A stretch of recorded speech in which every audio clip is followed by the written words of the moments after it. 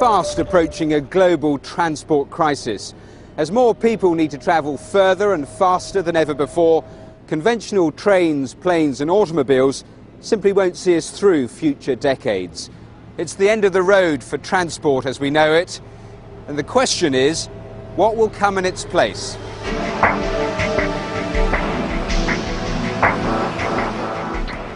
"30 years from now, oil reserves will have run dry, there'll be no fuel, the combustion engine will be dead, and the conventional car condemned to the scrap heap."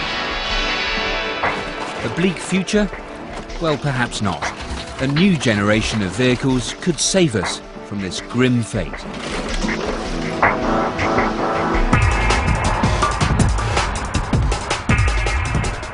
I like this car. It's very quiet. The response of the accelerator is very good. This car drives like any other. Its top speed is 150 kilometers per hour, and it can travel some 450 kilometers before it needs to refuel. But when it comes to the engine, it has more in common with the space shuttle than its petrol-powered cousins.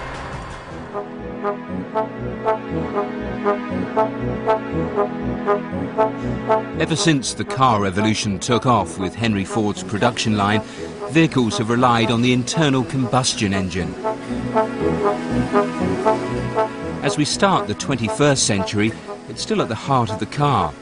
The technology has been tweaked and stretched beyond recognition, but there is a limit beyond which this dirty, smoky machine cannot be taken.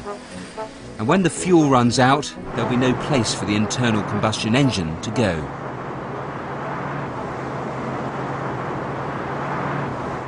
And that's where the Necker 4 comes in. It's the latest in a series of alternative power cars to be developed by Daimler Chrysler. It's an electric car, but unlike any that has been seen before. Until now, these cars have been weighed down with heavy batteries. They can manage only low speeds over short distances and need to be recharged for long periods. So Daimler Chrysler decided to take a different approach. What if the electricity was made on board the car itself? And what if it could be generated using the most abundant fuel of all, hydrogen? We need here no fossil fuels.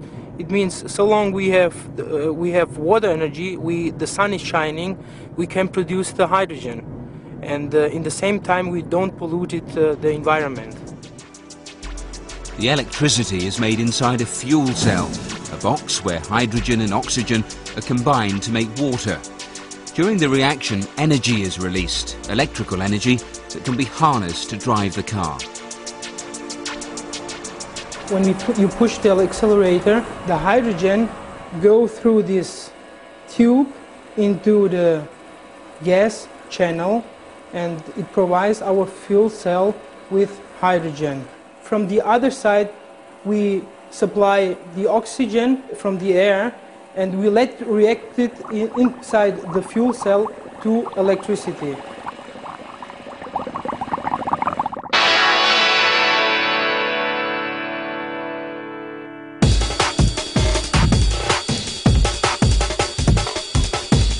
Fuel cells are simple, efficient and pollution-free. Powering them requires only hydrogen obtainable from water and oxygen from the air.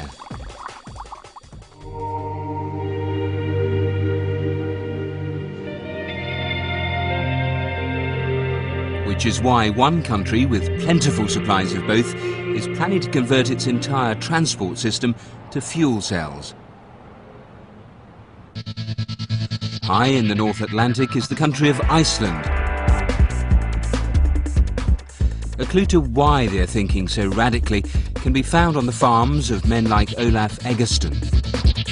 His farm has its own generator, the cowshed is air-conditioned, feed is dried, and there's even a hothouse where he can grow Mediterranean fruits. And the energy to do this costs next to nothing.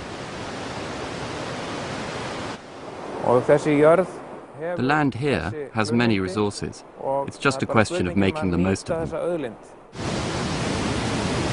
Iceland sits on the point where the continental plates of Europe and America meet, creating a geothermal hotspot. Steam and water bubble out of the earth, providing both heat and energy to drive turbines.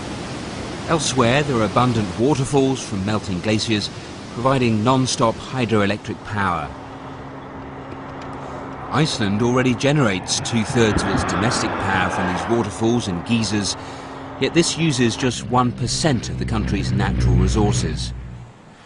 So, these two men, Hjalmar Arnason and Bjorn Skulason, plan to tap this energy source further and produce hydrogen from water, taking Iceland, and perhaps the rest of the world, out of the carbon economy completely. With respect to all the sustainable energy we have here around us and the manpower we have in Iceland, I believe that Iceland will become the first hydrogen society in the world. Arnason is a member of Parliament and a visionary, and he heads a committee that is dedicated to making his dream a reality. He and Skulason have set up a company to draw up the blueprint for Iceland's future, and perhaps the future for the rest of the world. And they've been captivated by the NECA project's success. The changes with fuel cells could be, to begin with, the buses and the such vehicles. Then you have passenger cars developing, and hopefully the automakers will be mass producing fuel cell vehicles in 2004 or 2005. Hopefully, shortly after that, we will have mass production of ships which could be powered by fuel cells. In the long run, we could also power airplanes with fuel cells or with hydrogen, since already all space shuttles and so on are powered by hydrogen. To fuel this ambitious plan, Iceland is going to need to produce hydrogen on a large scale. But with nearly unlimited geothermal and hydroelectric power to hand, it'll be in a position to manufacture the gas cheaply and in bulk. And that's not all. What is more, we see that within not many years we might start exporting, and we will pretty soon start exporting hydrogen from Iceland to the international market and obviously make money. Perhaps we will end like Kuwait of the North. That is our future dream. Within 20 years, every car, truck and bus in Iceland will run on a hydrogen-powered fuel cell. And it may not be too many more years after that before we're all driving cars with fuel cells instead of engines and Icelandic hydrogen in place of Middle Eastern oil. Hydrogen-powered cars may not be the only new way to get around. Japanese scientists may already have found the ideal energy source for the transport of the future in the form of a powerful natural phenomenon. It is one of the four fundamental forces of nature generated by molten metal at the core of the Earth. And now it's being used to push a train along a track. That force is magnetism. These giant magnets power the fastest train in the world. They're so strong that they have to be superconductive and cooled by hydrogen. They're coupled with magnets on the track, which attract and repulse to pull the train along. The result of all this high-tech engineering is a train that could travel from London to Paris in less than an hour.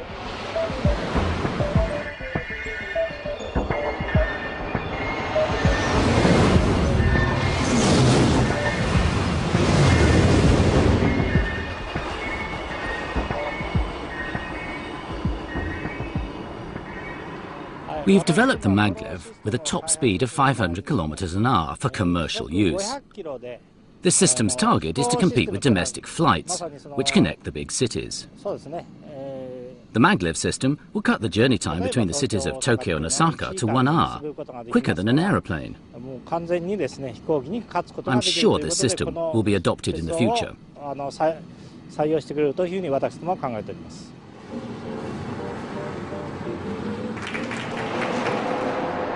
If this sounds familiar, it's because it is. Magnetic trains have been around since the 1960s. The desire for high-speed intercity links pushed everyone to look for alternatives to the traditional rail system. A floating train seemed the answer. Using magnets to levitate the vehicle above the track removed friction, and the electromagnetic repulsion that drove the train forward was pollution-free and virtually noiseless.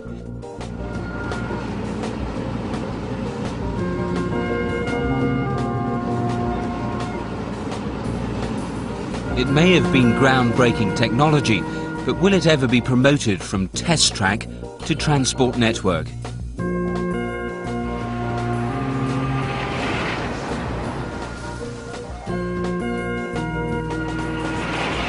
In 30 years of working with maglev, Professor Tony Eastman has closely followed its development. Maglev has been around for a long time, but it's not yet really found application.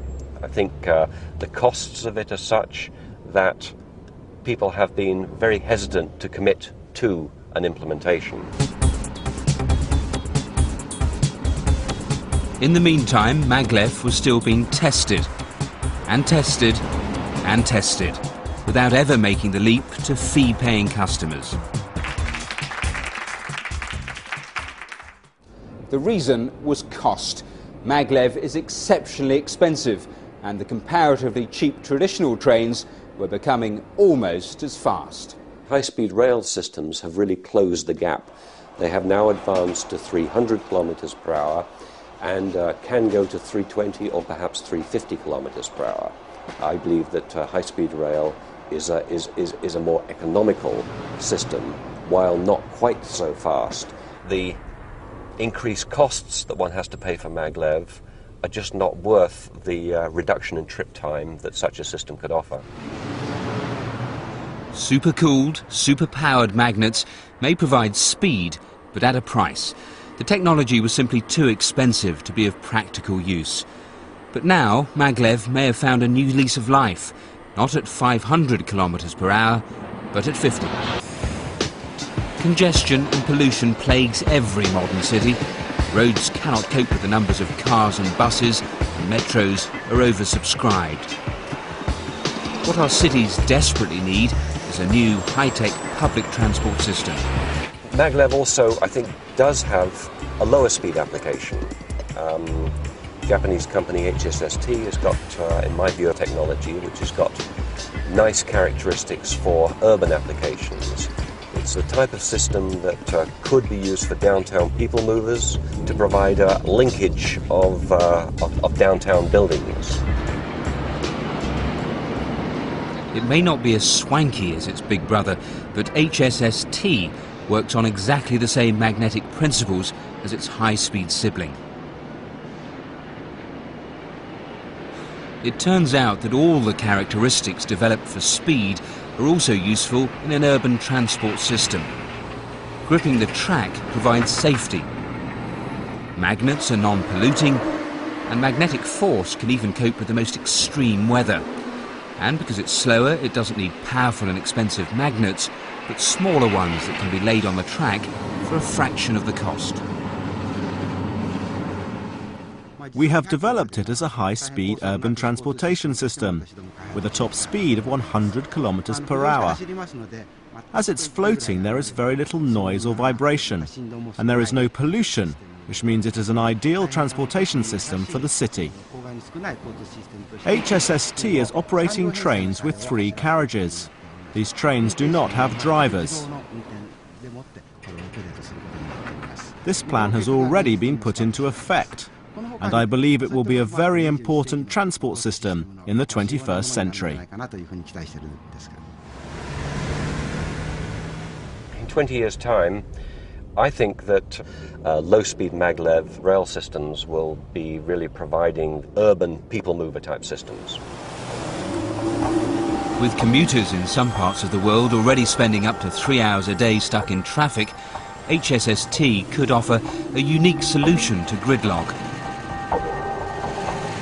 What started as an expensive experiment may yet prove to be the answer to our urban transport problems. However smart these ground transport solutions, they alone won't be enough to solve future transport problems. Perhaps it's time to look to the skies. But today's aircraft won't be able to cope with the ever-increasing number of passengers and cargo. and the high-tech alternatives, the rocket ships and space planes we've been promised, are still firmly in the realms of science fiction. Which is why some scientists believe we may already have the solution right under our noses, in the shape of a 100-year-old idea. The airship. Quiet, spacious, environmentally friendly, and able to carry hundreds of passengers or tons of cargo.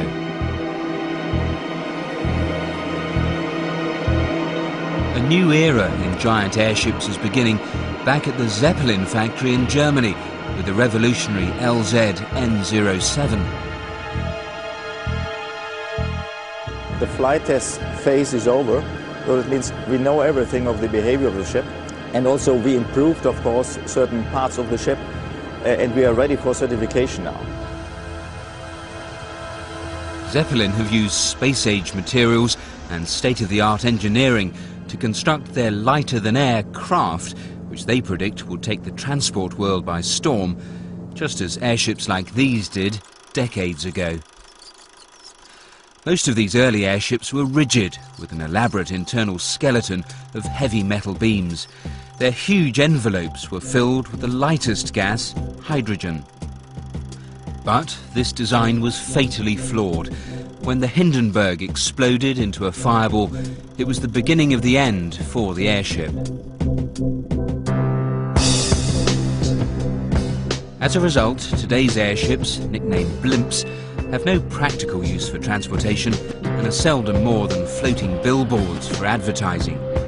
Their simple structure is non-rigid, where only the internal pressure of the gas maintains the shape of the envelope. The Zeppelin have pushed the boundaries of airship technology even further.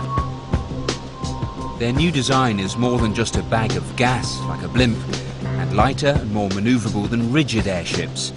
It combines the best of the past with the best of the present to create a revolutionary design for the future. Dr. Strata, Zeppelin's CEO, explains. This is a totally new approach, of course. The old Zeppelin was a rigid structure. The disadvantage of this structure is, of course, the weight. And if you're going to the aviation, always weight is a critical parameter. And therefore we looked for extreme lightweight design and construction. This is carbon fiber, and that's the lightest material. And that means most of the parts are used from this or made by this material. And the rest, where we need another stiffness parameters, is made from very light aluminium, of course. Everything which is common in aviation and space industry. I ask always people visiting the company what's the estimation of the weight, and their estimation is 500 kilos, 700 kilos, and in reality it's 95 kilos, so that means you can see the differences. The Zeppelin's revolutionary design isn't just light, its new propulsion system gives it greater safety and manoeuvrability than ever achieved before. We designed a new propulsion system, and you see propellers, and we have 3 engine groups on both sides and at the rear end. And these propellers are swiveling propellers, and that means we can start and land like a helicopter.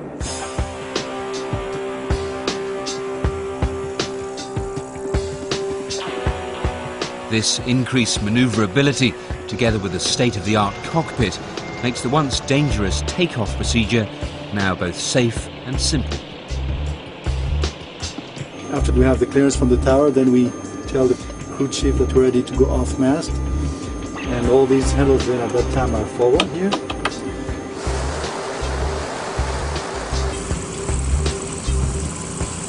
And then as we're ready to take off, we lift the vectors and give power with these. Then the ship lifts almost vertically. Zeppelin's new airship can transport 12 passengers at cruising speeds of 80 miles an hour. Future models could carry many more. But when it comes to solving future transport problems, Zeppelin's new passenger model is just the beginning. The real challenge for the future is cargo transport. If the burden of moving goods and machinery around the world could be taken off the roads, it might make travelling for the rest of us much more bearable.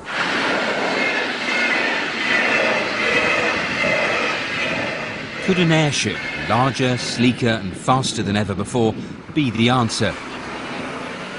It seems so.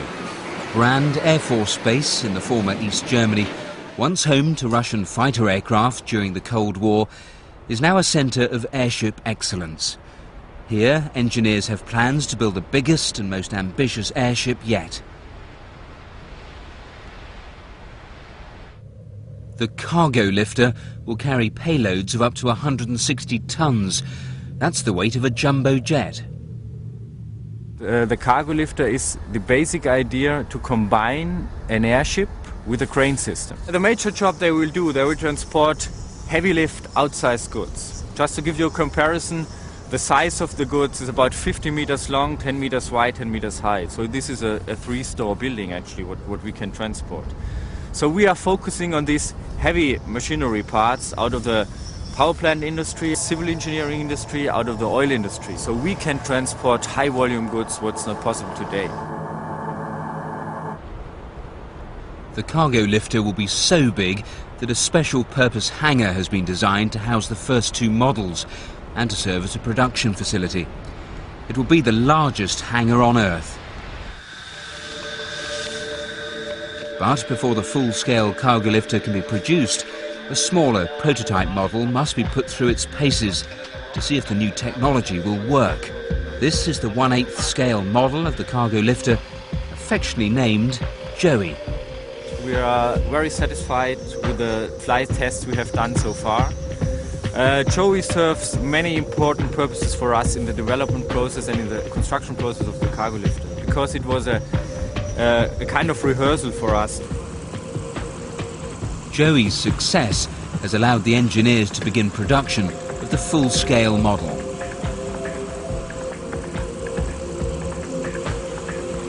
These airships will provide an environmentally friendly, efficient and elegant way of ferrying vast cargoes around the world. Relieving the pressures on ground transportation could yet see the return of giant airships to our skies.